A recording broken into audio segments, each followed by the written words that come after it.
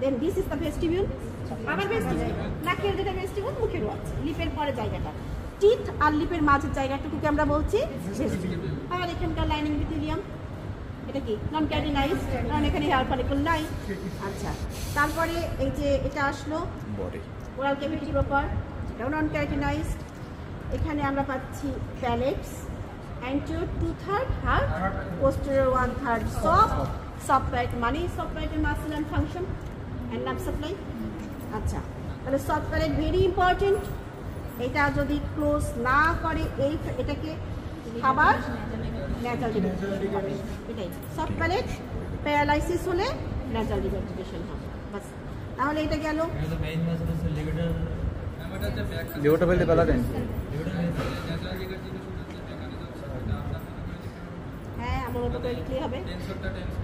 টেনশনটা টেন্স করবে, লিভারটা এলিভেট করবে, অ্যাপারেটো হ্যাঁ কনস্ট্রিক্ট করবে, অ্যাপারেটো ফ্যারিঞ্জিয়াস ফ্যারিংসকে কনস্ট্রিক্ট করবে, প্যাসাভান্ট্রিজ ফর্মেশন করবে।